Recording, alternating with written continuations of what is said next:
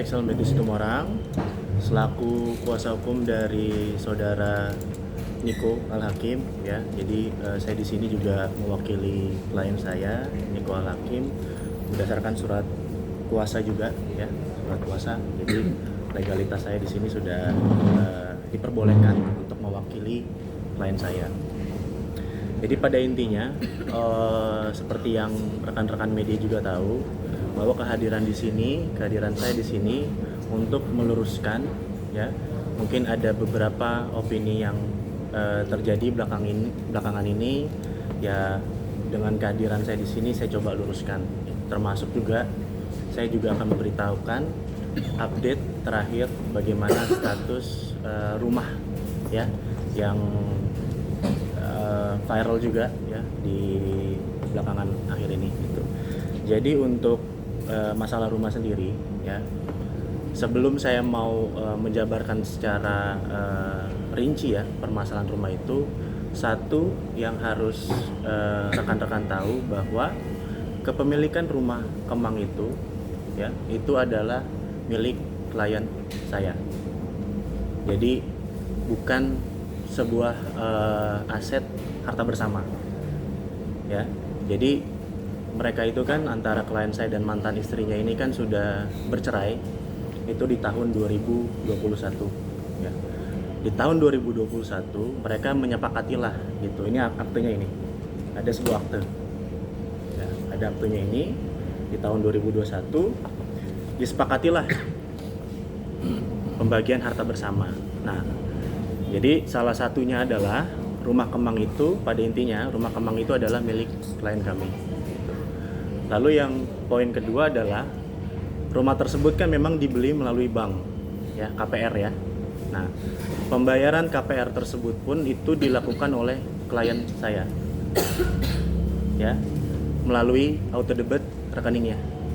Jadi saya ulangi lagi, pembayaran KPR itu dilakukan oleh klien saya melalui auto debit rekeningnya.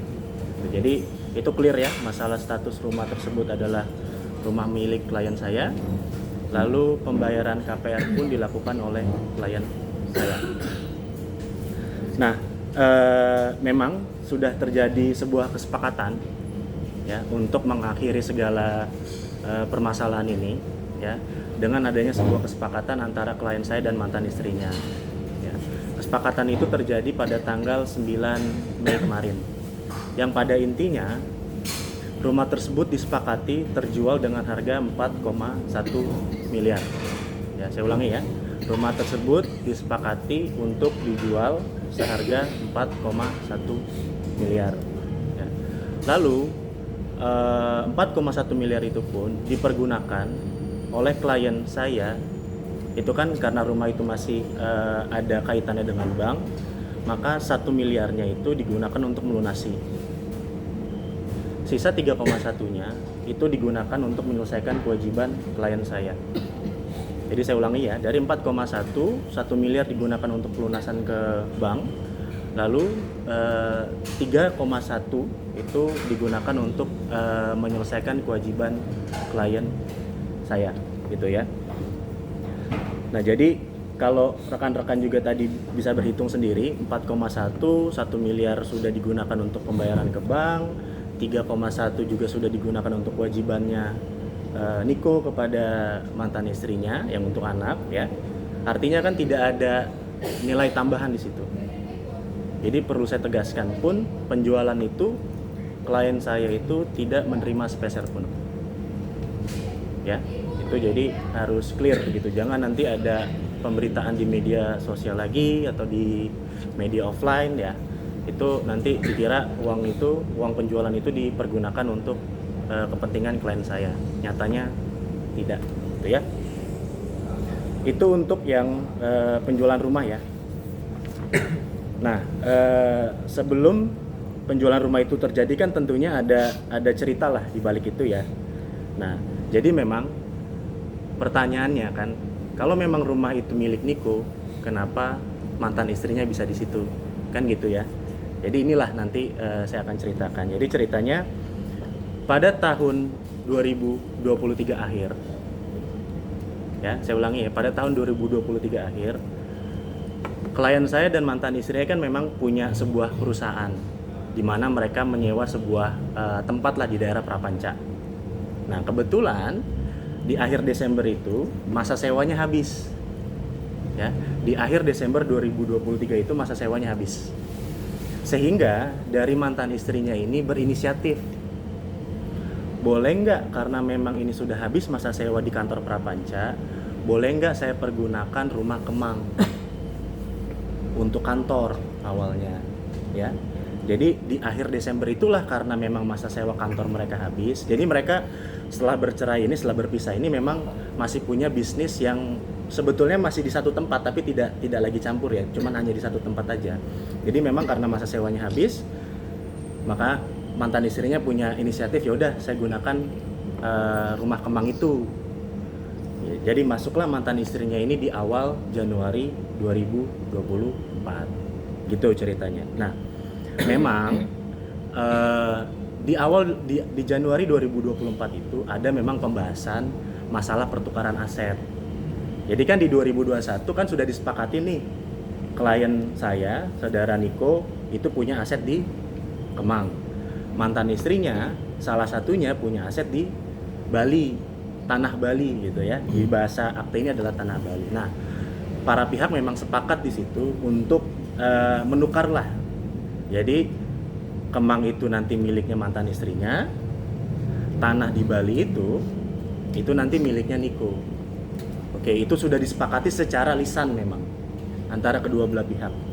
Jadi tidak ada perikatan apapun, tidak ada pengurusan secara administratif, hanya kesepakatan secara lisan.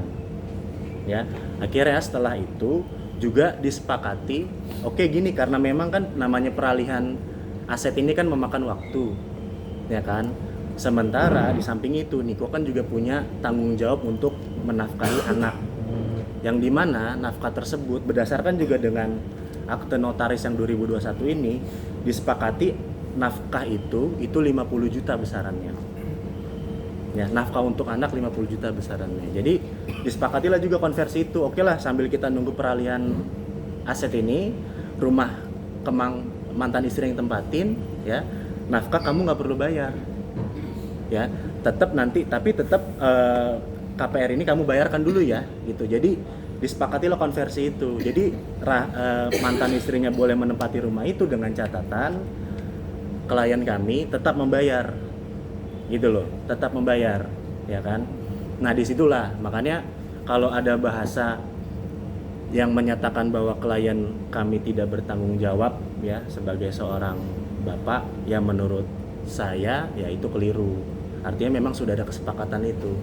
Ya sekarang kalau teman-teman menempati sebuah rumah tanpa hak, otomatis kan kita harus bayar dong, bayar sewanya, ya kan. Nah, itulah jadi ada pertukaran nilai ekonomis di situ. Jadi karena memang ada tanggung jawab Niko sebagai seorang bapak punya tanggung jawab untuk nafkah, mantan istrinya bisa menempati rumah itu, itulah pertukarannya, gitu loh. Jadi kalau ada bahasa yang, ya itu balik lagi, kalau klien kami ini tidak bertanggung jawab, saya pikir keliru lah, karena memang faktanya tidak seperti itu, gitu. Nah, kenapa peralihan itu juga tidak terjadi sampai dengan akhir sekarang ini?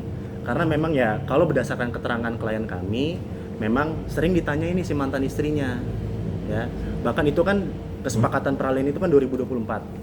Ya, bahkan terakhir ini di 2025 bulan Juni itu sempat juga ditanyain sama klien kami, kapan itu diganti namanya.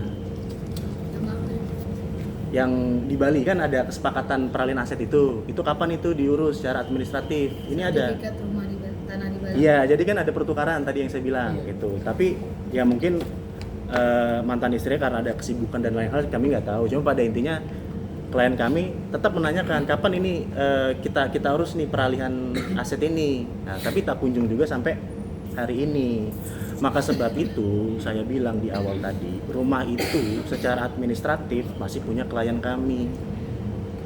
Gitu ceritanya, masih punya klien kami. Jadi itu yang harus rekan-rekan media juga pahami ya. Nah, juga saya juga ingin meluruskan masalah, kan balik lagi ke masalah nafkah ya. Jadi nafkah ini kan kalau saya juga dapat ya perhitungan nafkah dari lawyernya mantan istrinya. Itu perhitungan nafkah itu dibilang di situ nafkah tahun 2021 sampai dengan 2026. Yang dengan total senilai 1,5 miliar. Kan gitu ya. Nah, itu kembali lagi tadi. Kan ada konversi. Konversi itu kan antara mantan istrinya boleh menempati rumah itu dengan catatan Niko tetap membayar KPR. Nah, harusnya kan ketika kita sudah menempati rumah itu, ini kita logika aja ya. Kita menempati sebuah rumah, kita sudah mendapatkan manfaatnya. Ternyata di ujung cerita nafkah yang ke belakang itu diminta lagi. Ngerti nggak maksud saya? Jadi angkanya bisa membesar itu karena Akumulasi. yang sudah tadi kan saya kan udah bilang. Ditukar sama cicilan. Bang. Iya, jadi kan saya udah bilang. Tadi mantan istrinya kan sudah menempati rumah itu. Harusnya kan sudah selesai dong. Apalagi kan klien saya kan sudah bayar KPR-nya. Nah, tapi di akhir cerita ternyata diklaim lagi itu jadi kan kalau saya hitung lagi ya dari Januari 2024 ke April 2026 ini kan kurang lebih 27 bulanan, ya kan? Nah, itu 27 bulan yang mantan istri yang menempati rumah itu diminta lagi 50 jutanya. Harusnya Okin tidak membayar itu karena sudah sepakat untuk cicilan. Iya, karena kan Niko kan sudah mengiyakan oke dipakai dulu nih rumah, tapi tetap saya bayar cicilannya. Tapi you anggap itu sebagai nafkah saya ya, kan gitu. Kan harus fair dong. Kakak you nempatin rumah orang kan gitu. Ya harus bayar dong kan gitu ya istilahnya ya. Nah, ternyata di akhir cerita dugaan kami ya ini bisa sampai menggelembung seperti ini karena memang 27 bulan terakhir itu ditagih lagi. Jadi ya double dong, dia bayar KPR juga, dia bayar nafkah juga. Ngerti nggak pemahamannya?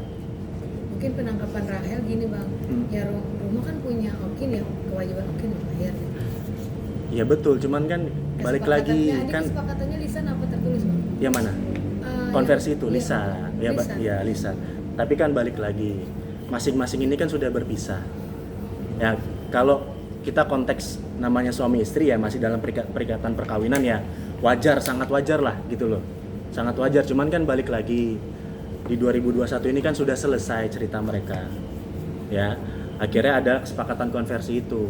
Nah balik lagi kenapa nafkah dari 2021 sampai dengan 2020 sekitar 2026 itu sampai 1, sekian karena memang 27 bulan yang memang mantan istri yang menempati rumah itu ditagih lagi nafkahnya. Nah, harusnya kita fair lah gitu loh. Harusnya kan fair gitu kan.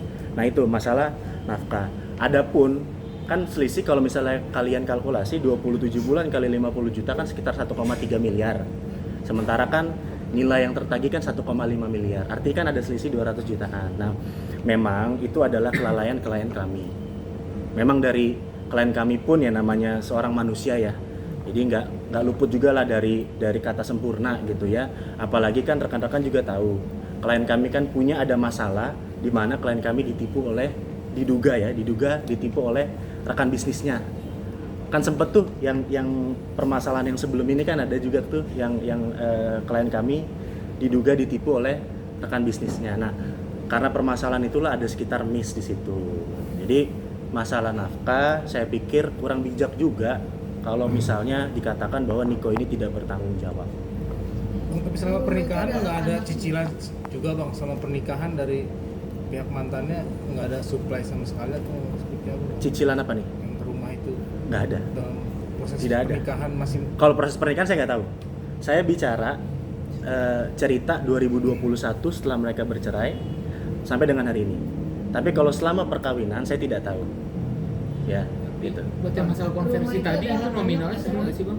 Gimana? Nominalnya sama nggak sih? Oh, iya. Yang konversi itu antara nafkah dan Antara- cicilan. Betul. Jadi memang karena nafkah yang disepakati di sini memang 50 juta per bulan, biaya KPR juga 50 juta per bulan, jadi pakpok istilahnya gitulah. Nah Gitu. berarti ini rumah nggak ada kesepakatan buat anak gitu maksudnya. Oh ya, yang bahasanya rumah untuk biru kan gitu ya. Jadi gini teman-teman,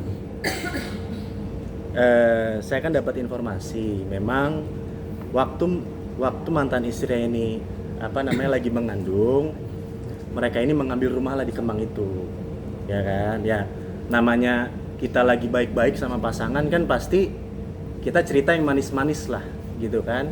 Bener dong. Ya artinya kan dengan adanya perceraian itu di 2021, janji-janji suci, janji-janji manis ketika perkawinan kan harusnya juga selesai pada saat itu, gitu. Jadi memang betul rumah itu untuk biru, betul. Tapi itu kan cerita waktu mereka masih bersama, gitu ceritanya. Memang betul itu rumah untuk biru, tapi ya namanya kita lagi baik-baik sama pasangan kan pasti ya kamulah cintaku, kamulah duniaku kan, gitu bahasanya. Bang, tadi kan katanya laki-laki pegang uangannya, Bang. Oh benar juga ya itu ya. Ya cuman namanya itulah namanya pernikahan kita kan nggak tahu ya. Ya ada juga yang laki-laki ketika bercerai pun ya ada juga yang tetap ya. Tapi pada intinya teman-teman, kalau misalnya ada bahasa bahwa klien kami tidak bertanggung jawab, saya pikir apa ya keliru lah. Dibuktikan juga dengan kesepakatan yang terakhir ini. Ya Niko membayar kok 3,1 miliar, ya kan? Itu terjadi kapan Pak pembayaran apa itu 3,1? Memang ada termin. Jadi kan karena memang peralihan Kemang ini kan memang udah ada bayarnya nih di Kemang. Itu kan ada PPJB, ada AJB, memang baru termin. Tapi secara akumulasi ya insya Allah nanti mantan istri terima 3,1 miliar. Termin pertama mungkin yang dibayar sama Okin berapa sih Bang? Gimana? Termin pertama yang dibayarin sama Okin Sekitar 500. ke mantannya? Iya, udah Apa? dan sudah dibayarkan. Bang, kan 1,5 M Bang kemarin. Kenapa 3,1 M maksudnya yang diserahkan? Nah, itu juga. Jadi 1,5 itu adalah masalah nafkah, ya. 1 miliar itu mut'ah namanya. Jadi kalau teman-teman tahu kan biasanya kalau kita dalam Islam ya, kita bercerai, kita secara opsional kita bisa kasih mantan istri kita tuh mut'ah namanya. Itu mut'ahnya 1 miliar. Nah, bisa nggak lo kasih mantan istri 1 miliar? Gede juga ya. Nah, besar juga kan? Nah, jadi 1,5 ditambah 1 miliar itu 2,5. Ditambah lagi sekitar 500-600 juta itu untuk biaya pendidikan anak. Nah, ini juga menyambung dengan pernyataan lawyernya mantan istrinya yang menyatakan di Polda Metro Jaya, saya masih ingat banget tuh videonya. Dia bilang gini, ya 50 juta ya termasuk murah lah ya, termasuk kecil. Karena kan 2 orang anak, mereka juga aktif organisasi ekstrakurikuler gitu bahasanya. Nah sementara kalau kita lihat dalam perjanjian yang terakhir ini, antara nafkah dan biaya pendidikan itu terpisah. Jadi nafkah itu ya kalau pemahaman kami ya, artinya kan nafkah itu 50 juta hanya untuk memang untuk makan, untuk 2 orang anak.